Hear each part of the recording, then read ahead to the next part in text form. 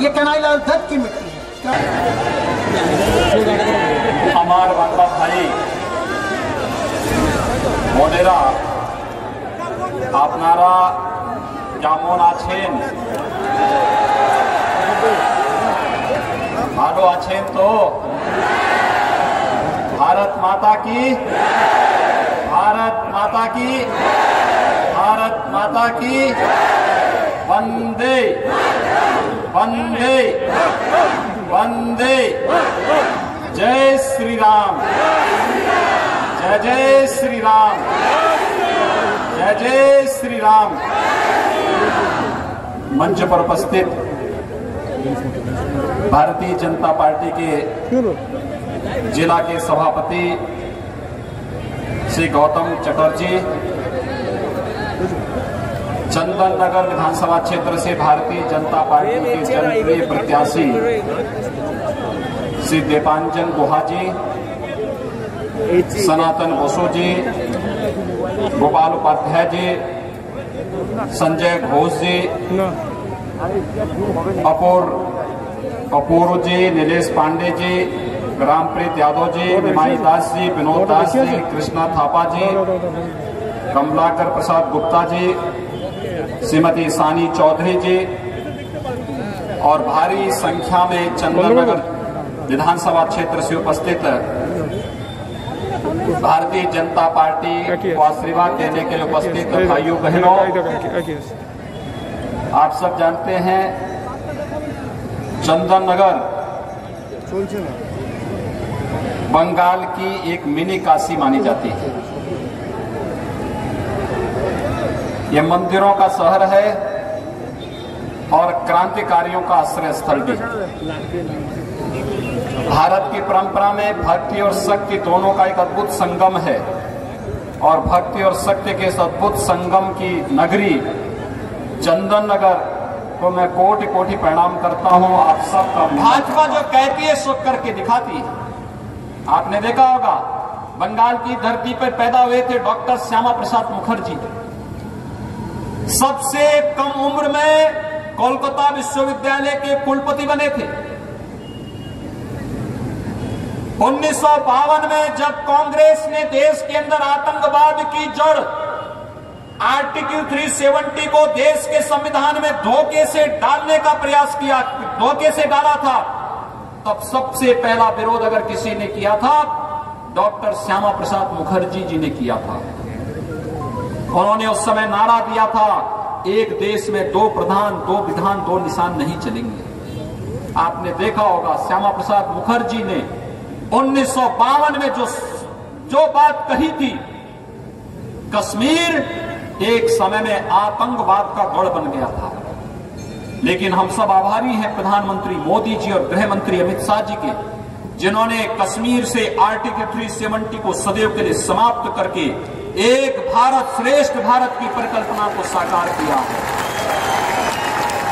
आज कांग्रेस ने आपको एक अधिकार से वंचित किया था कि अगर चंदन नगर और कोलकाता का कोई नौजवान अगर अपने लिए संपत्ति खरीदने के लिए, मकान खरीदने के लिए जम्मू कश्मीर में सर्विस कर रहा है और वहां मकान और आवास बनाना चाहता था, इससे पहले नहीं बना सकता था। आज प्रधानमंत्री मोदी जी ने आपको अधिकार दे दिया है कि आप जाकर के जम्मू कश्मीर के अंदर भी बंगाल का नौजवान भी जाकर के जमीन और मकान बना सकता है, खरीद के रह सकता है। दुनिया की कोई ताकत आपको रोक नहीं सकती। आज जम्मू कश्मीर में आतंकवाद और अराजकता नहीं, आज विकास तेजी के साथ वहां दौड़ रहा है।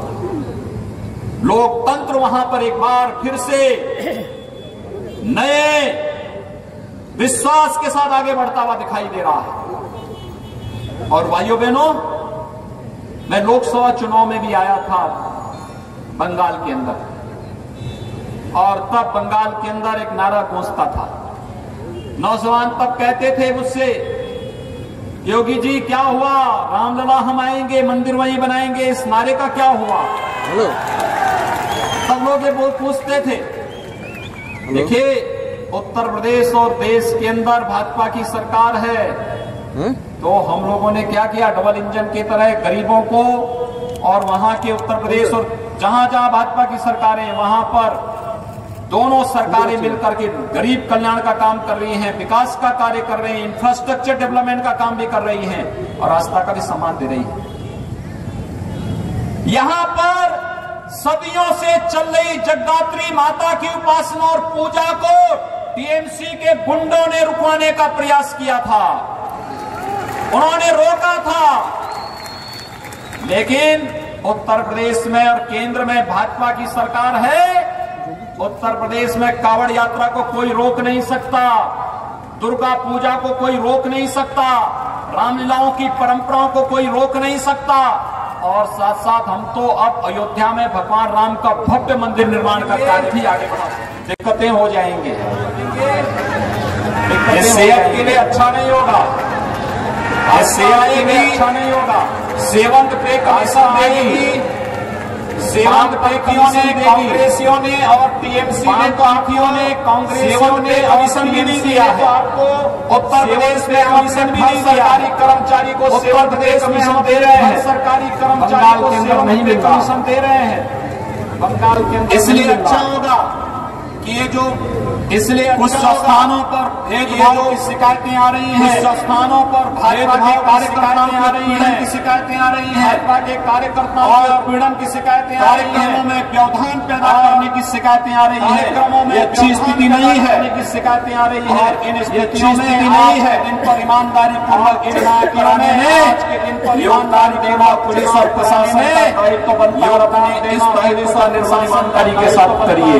इस दायित्व का अन्यथा लोकतंत्र की मालिक जनता होती है। जनता अपना फैसला सुना चुकी है 2 चरणों के चुनाव के माध्यम से, फैसला सुना चुकी है 2 चरणों के चुनाव के माध्यम। भारतीय जनता पार्टी को बंगाल के अंदर आने में कोई रोक नहीं सकता। बंगाल ने प्रधानमंत्री मोदी जी के विजन को स्वीकारा है और उन्होंने पिछले 6 वर्षों के अंदर प्रधानमंत्री मोदी जी के नेतृत्व में देश के अंदर चल रहे विकास के मोदी जी के नेतृत्व में देश ने कार्यों को बड़े गौरव के साथ देश ने और बड़े जनता है स्वीकारा है।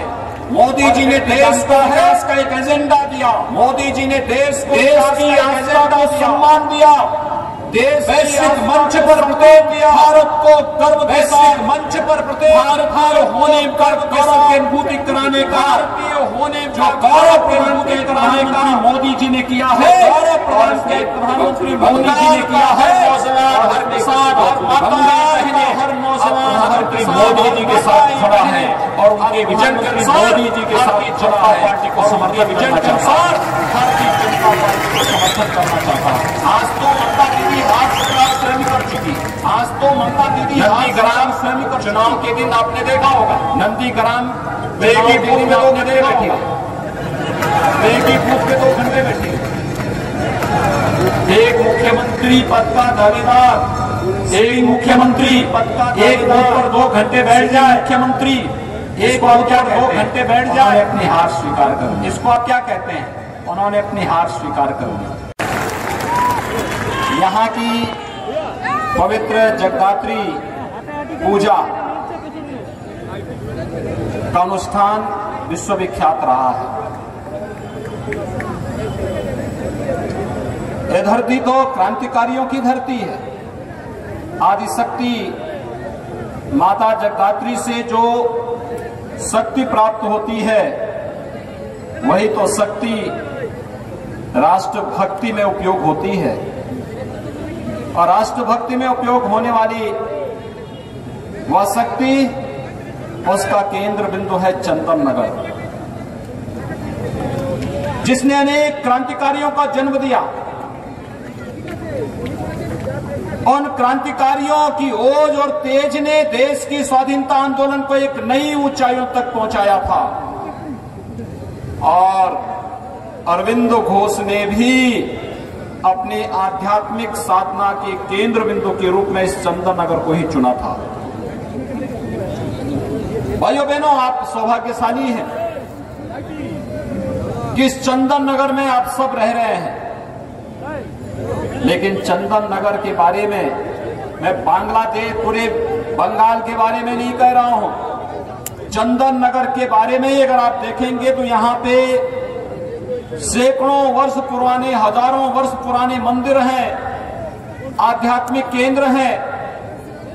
ये यहाँ का एक स्पिरिचुअल एंड हेरिटेज सिटी के रूप में इसे विकसित किया जा सकता था, लेकिन वामपंथियों ने भी और टीएमसी ने इसकी सर्वथा उपेक्षा की, और उस उपेक्षा का परिणाम है कि मंदिर जर्जर चल रहे हैं। क्रांतिकारियों की साधना स्थली विलुप्तता की ओर जा रही है। उनको चिंता नहीं थी, इसलिए भारतीय जनता पार्टी इसकी चिंता करने के लिए श्री दीपांचन गुहा को लेकर के आपके बीच आई है। और उसके बाद जब इनको कुछ नहीं मिलता है तो ये अपना गुस्सा, अपनी कमियों और अपने कारनामों का गुस्सा ईवीएम मशीन पे फोड़ते हैं। यानी ये लोग उस ईवीएम से जीतेंगे तो ईवीएम त्वमेव माता हो जाता, त्वमेव माता च पिता त्वमेव हो जाता है, और अपने कारनामों से हार जाए तो फिर उसी ईवीएम को कोसते हैं, उसी को गाली देते हैं। वैसे गाली देते हैं जैसे राहुल गांधी इस समय दे रहे हैं।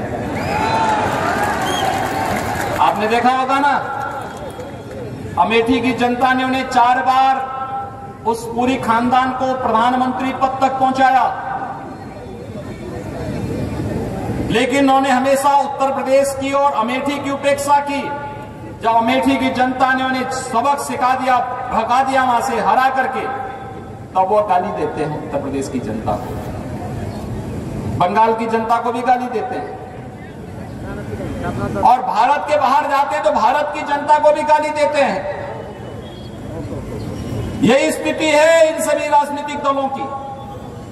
जो लोग आज ईवीएम पे अपना गुस्सा फोड़ रहे हैं, लेकिन अपने कारनामों को नहीं देखते कि जब इन्हें सत्ता मिली थी तब गांव के लिए, गरीब के लिए, किसान के लिए, नौजवान के लिए, महिलाओं के लिए इन्होंने कुछ नहीं किया, देश की सुरक्षा के लिए कुछ नहीं किया, और भारत की आस्था को सम्मान देने के लिए भी कुछ नहीं किया। जब भारत की आस्थावान जनता, भारत की सुरक्षा के लिए प्रतिबद्ध जनता, विकास के लिए एक नए विजन के साथ कार्य करने वाली जनता जब अंगड़ाई लेती है और इन्हें सबक सिखाती है, तब ये ईवीएम मशीन पर अपना गुस्सा फोड़ना शुरू कर देते हैं। भाइयों बहनों, आपको उसकी चिंता नहीं करनी है। उनकी प्रवृत्ति है, उनकी प्रवृत्ति है। उनको जो करना था वो कर चुके, अब आपको जो करना है उसके लिए आह्वान करने के लिए ही तो हम लोग आपके बीच आए हैं। मुश्किल से 28 दिन बचे हैं। इन 28 दिनों के अंदर प्रधानमंत्री मोदी जी के विजन के अनुरूप सोनार बांग्ला की सपने को साकार करने का उदय बंगाल की इस धरती पर होने जा रहा है। मात्र 4 वर्ष के अंदर उत्तर प्रदेश में 40 लाख गरीबों को एक एक आवास दिया है। 6 करोड़ गरीबों को 5 लाख रुपए की स्वास्थ्य बीमा का कवर दिया है। 2 करोड़ 42 लाख किसानों को प्रधानमंत्री किसान सम्मान निधि का लाभ दिया गया है। 6,000 रुपए सालाना हर किसान को उपलब्ध हो रहा है।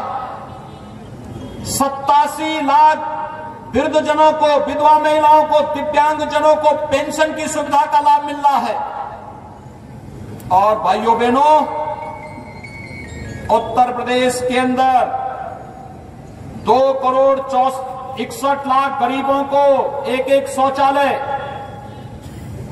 1 करोड़ 57 लाख गरीबों को, गरीब परिवारों को रसोई गैस के मुफ्त में कनेक्शन उपलब्ध करवाए गए हैं। आज वहां पर हाईवे, रेलवे, एयरपोर्ट का निर्माण हो रहा है। एम्स बन रहे हैं, आईआईटी बन रही है, आईआईएम बन रहे हैं, मेडिकल कॉलेजेस की श्रृंखला बन रही है। लेकिन बंगाल के अंदर दीदी कहती है कि यहां पर मेडिकल कॉलेज नहीं चाहिए, यहां एयरपोर्ट भी नहीं चाहिए, यहां किसानों को किसान सम्मान निधि का लाभ नहीं देना चाहिए। दीदी यहां पर गरीबों को आयुष्मान भारत की 5 लाख रुपए की सालाना स्वास्थ्य बीमा का कवर भी नहीं देती है, गरीबों को प्रधानमंत्री आवास नहीं देने देती है, विकास का कोई कार्य नहीं होने देना चाहती है। इनका विकास, दीदी का विकास तो केवल भतीजे के विकास तक सीमित हो गया है।